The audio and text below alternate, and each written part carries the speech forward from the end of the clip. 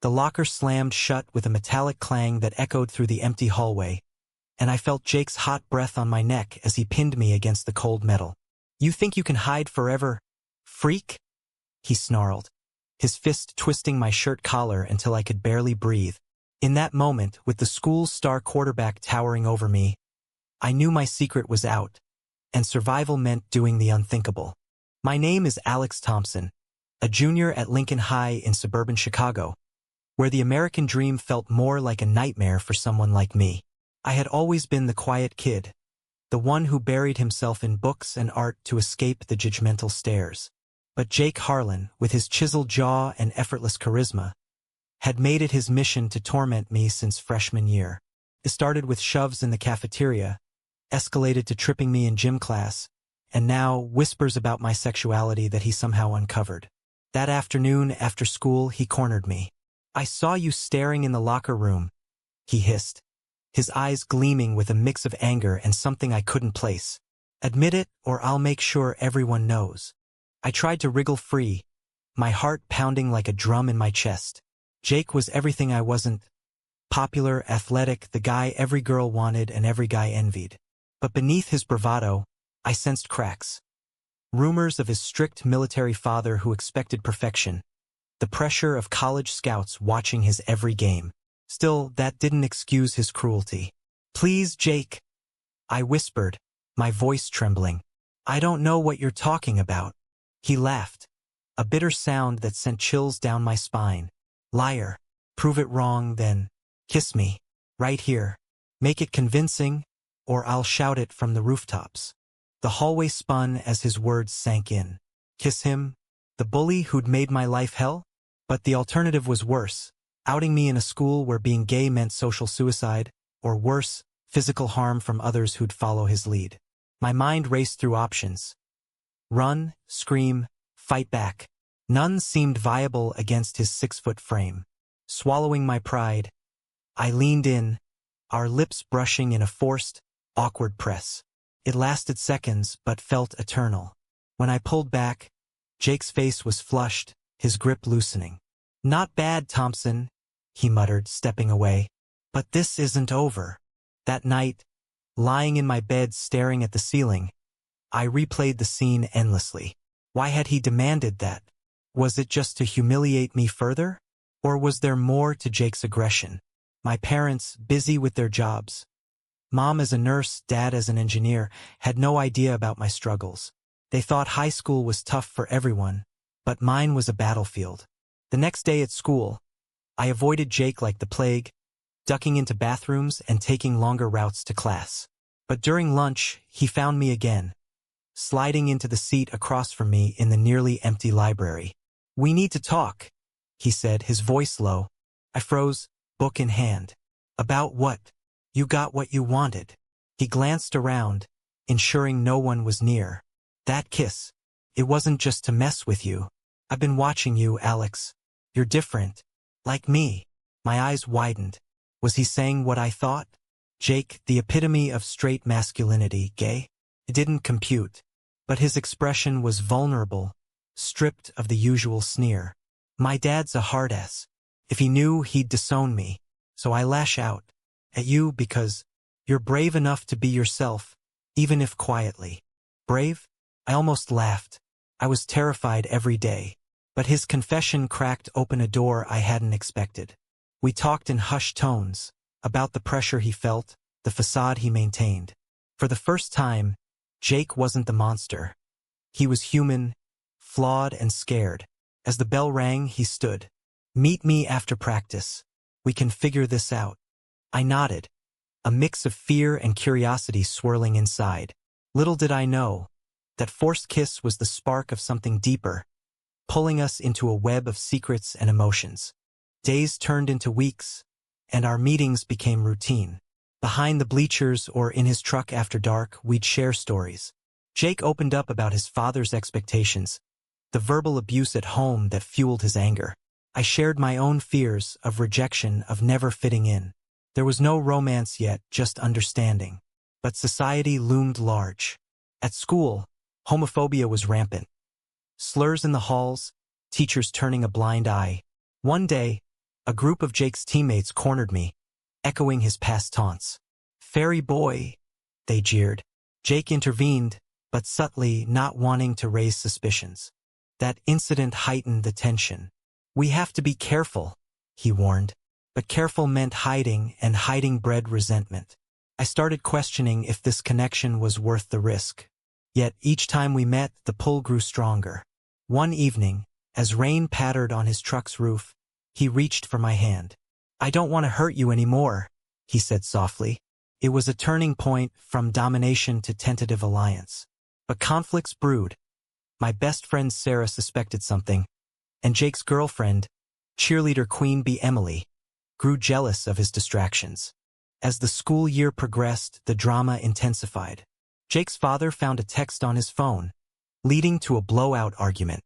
"No son of mine is weak," he shouted, grounding Jake indefinitely.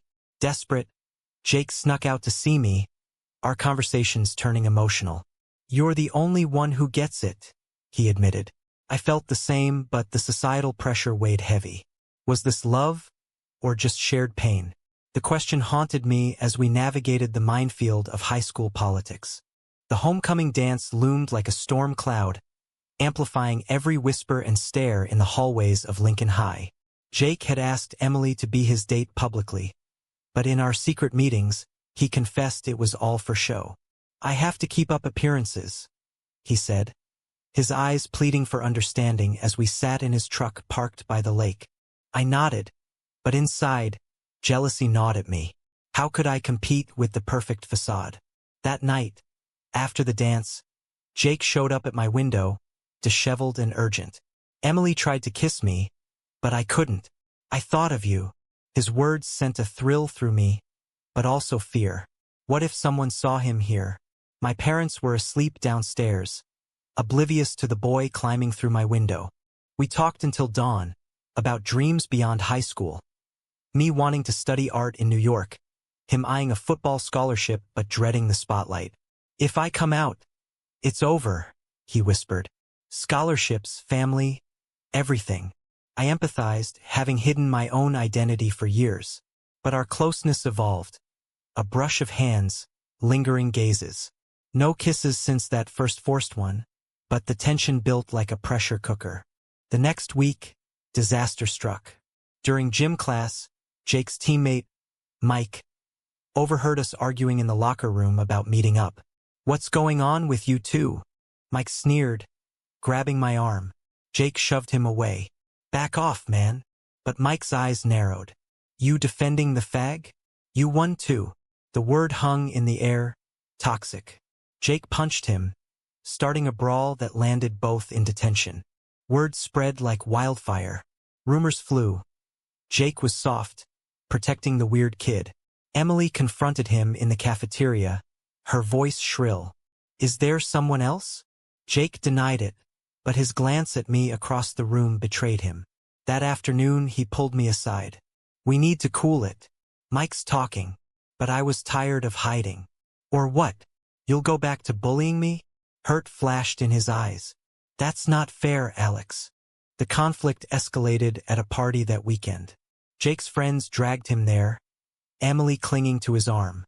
I went with Sarah, trying to blend in. But when I saw them dancing, something snapped. I confronted Jake in the backyard. "This is bullshit. You can't have it both ways." He pulled me into the shadows. "I'm trying, okay? My dad's on my case about grades, football, everything." His voice cracked, revealing the boy beneath the bully. In that moment, vulnerability won. He leaned in, and this time the kiss was real, soft, searching, born of choice, not coercion. Fireworks exploded in my chest, but so did doubt. Was this survival or love? We broke apart as voices approached. "Go," he urged. I slipped away, heart racing. Monday brought fallout. Mike had spread the rumor further, twisting it into something ugly. Teachers whispered. Students pointed. My parents noticed my distraction at dinner. "Everything okay at school?" Mom asked. I lied. "Fine." But inside, turmoil raged. Jake avoided me, but sent a text. "Sorry. Need time." The societal clashes mounted.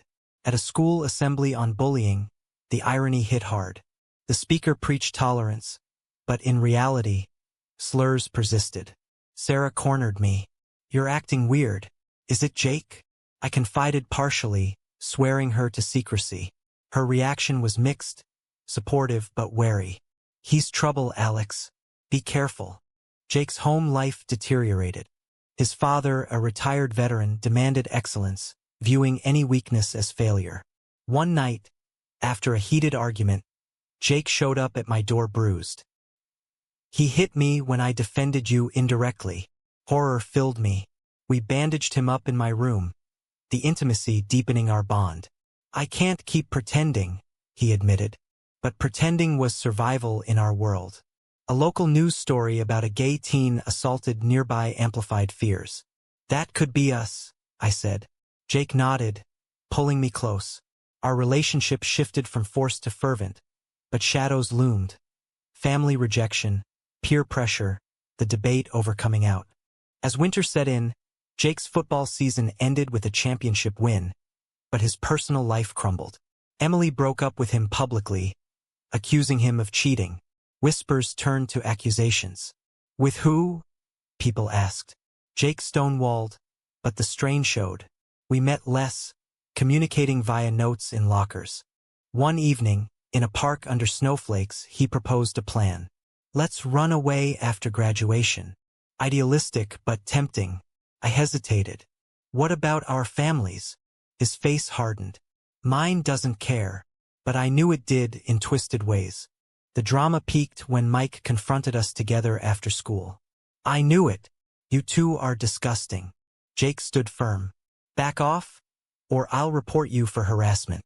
Mike backed down but vowed revenge. That night, anonymous texts flooded my phone. Threats, slurs. Panic set in. Was love worth this? Spring brought tentative hope to Lincoln High, with cherry blossoms blooming outside. But inside, tensions simmered like a pot about to boil over. Jake and I had carved out fragile moments of peace. Study sessions in the library where our knees touched under the table. Walks in secluded parks where we could hold hands without fear. Yet, the weight of secrecy pressed down, turning every glance into a potential exposure. My art class became a refuge. I poured emotions into sketches. Jake's profile, strong yet soft, scenes of hidden embraces. The teacher praised my work, unaware of the inspiration. "Raw emotion," she said. If only she knew. Meanwhile, Jake's grades slipped under pressure, his father berating him daily. "Shape up or ship out," he'd yell. Jake confided in me, tears in his eyes. A far cry from the bully who'd once terrorized me. Societal conflicts sharpened. At a school debate on LGBTQ rights, sparked by a national bill, students divided. Jake's friends spouted conservative views, echoing their parents. "It's unnatural," one said. Jake stayed silent, but later vented to me. I wanted to speak up, but couldn't. I encouraged him. One day, but when? The hypocrisy gnawed at us. Sarah became an ally, covering for me when I snuck out. "You deserve happiness," she said, but warned of risks. "If it goes south, it'll hurt." Her words prophetic. Emily, scorned, started digging. She cornered Sarah. "Tell me the truth."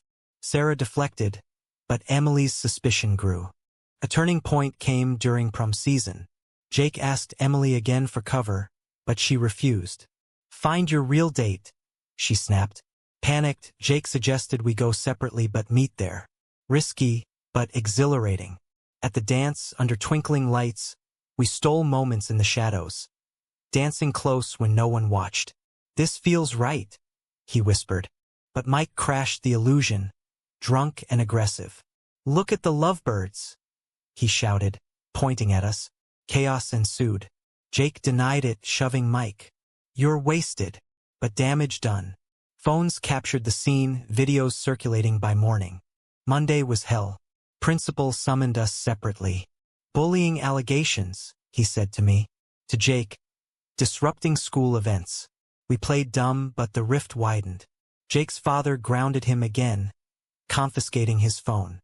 Communication halted. In isolation, doubts crept in. Was Jake using me as an outlet? Or was this genuine? I confided in my journal, pages filled with turmoil. Mom found it accidentally. "Alex, are you?" Her voice trailed. I nodded, tears flowing. To my surprise, she hugged me. "We love you no matter what." Dad was harder, shocked but trying. "Give me time." With parental support, I felt bolder. I texted Jake via a burner app. "We need to talk." He snuck out, meeting me at the lake. My dad's furious about the video. Thinks I'm soft. We argued, me pushing for honesty, him fearing loss. Football's my ticket out. But beneath, love simmered. Reconciliation came slowly. We planned carefully. Small steps toward openness. Jake joined an anonymous online support group, sharing stories. I volunteered at a local LGBTQ center, gaining perspective. Conflicts arose. Jake's friends distanced him, calling him distant. Emily spread more rumors, labeling us. One heated argument tested us. "You're ashamed of me," I accused. Jake fired back. "I'm protecting us." But we calmed, apologizing. "I love you," he said first, words hanging heavy. My heart soared. Me too. As graduation neared, pressures mounted. College acceptances came. Me to NYU, Jake to a state school on scholarship. Distance loomed. "We'll make it work," he promised. But societal debates raged. A local anti-gay protest drew crowds, including Jake's father. Jake attended reluctantly, but left early, disgusted. Our bond deepened through trials. Shared laughs over stupid movies, deep talks about futures. But controversy brewed when a school paper article on bullying mentioned us anonymously. From enemies to, it hinted. Outrage followed, parents complained, students debated. Jake faced his father finally. "I'm gay, Dad." The fallout was brutal, yelling, disownment threats. Jake crashed at my place, my parents welcoming him warily. "He's family now," Mom said. Healing began, but scars remained. Summer heat blanketed Chicago, mirroring the intensifying drama in our lives as graduation caps flew and futures beckoned. Jake moved in temporarily with my family, his father's rejection a raw wound. "You're dead to me," the man had said, slamming the door. Jake masked pain with bravado, but nights found him crying in my arms. College loomed, separating us geographically but not emotionally. We spent days exploring the city, museums, parks, building memories. But societal backlash persisted. Online, the prom video resurfaced on social media, hashtagged Lincoln High Scandal. Comments ranged from supportive to vile. "Disgusting," one read. "Inspiring," another. Jake's scholarship was jeopardized when coaches questioned his distractions. "Focus on the game," they warned. He trained harder, but confided fears. "What if they revoke it?" I reassured him, but uncertainty lingered. Family dynamics shifted. My parents adjusted, inviting Jake to dinners. Dad, initially awkward, bonded over sports. "You're a good kid," he admitted. Jake's mother, divorced from his father, reached out secretly. "I support you," she whispered on a call. But his father remained unyielding, embodying generational conflicts. Peer reactions varied. Sarah organized a small gathering for us, friends cautiously accepting. But Mike and others harassed via texts. "Freaks." We reported it, leading to school mediation even post-graduation. The principal apologized for past oversights. "We failed you." A major conflict arose at a community event. Jake's father attended a town hall on family values, spewing anti-gay rhetoric. Jake confronted him publicly. "Your son's gay, and you drove him away." Gasps echoed. His father stormed out, but the moment empowered Jake. Media picked it up. Local news ran a story. "High school bully turns ally?" Controversy exploded. Supporters praised Jake's courage. Critics decried agenda pushing. We faced doxing threats, forcing us to privatize profiles. "Is this worth it?" Jake asked one night. I held him. "For us, yes." As we prepared for college, emotional choices loomed. Jake considered deferring to stay close. Don't, I urged. Chase your dreams. We debated long-distance viability, tears flowing. Love tested by logistics. A trip to New York for my orientation brought clarity. Walking hand in hand in the city, anonymity freeing. This could be us, Jake said. Back home we committed visits, calls, trust. But a bombshell dropped. Emily, vengeful, leaked private messages to Jake's coach. Proof of distraction. The scholarship hung by a thread. Jake fought back, appealing with character references. My parents wrote letters, even Sarah. In the hearing, Jake spoke truthfully. Love isn't a distraction. It's strength. The board relented, but with conditions. Counseling, focus. Victory, but bittersweet. Jake's father disowned him fully, cutting ties. Grief hit hard. He was supposed to be my rock, Jake mourned. Through it, our bond solidified. From domination to devotion, we navigated minefields. Societal debates raged. Marriage equality discussions nationally mirrored our struggles. One day it'll be easier, I hoped. Fall leaves crunched underfoot as Jake and I stood at the airport, suitcases in hand, the culmination of our turbulent journey staring us in the face. Promise you'll call every day, he said, voice thick with emotion. I nodded, pulling him into a hug that said everything words couldn't. The transformation from bully to beloved. College life diverged us.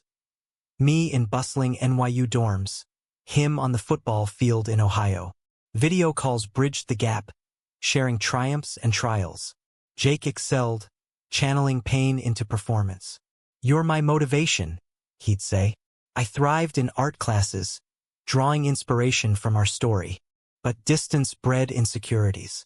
Jake's new teammates partied hard, temptations abound. Trust me, he assured. I did, but rumors from mutual friends tested it. One night, a heated call. Are you seeing someone? Hurt accusations flew, rooted in past fears. Reconciliation came via a surprise visit. Jake flew to New York, flowers in hand.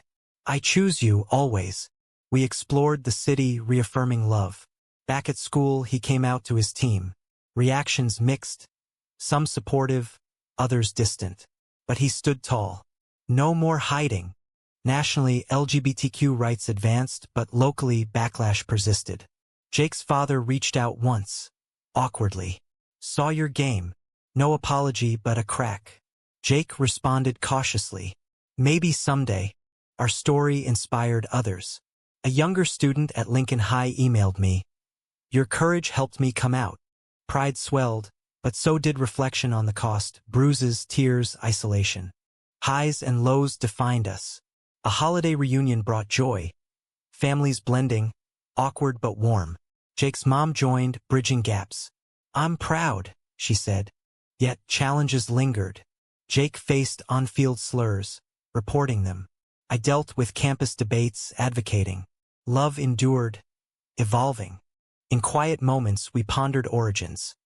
That forced kiss, born of domination, blooming into truth. Was it fate or choice? Is true love possible when it starts from a place of fear and power imbalance?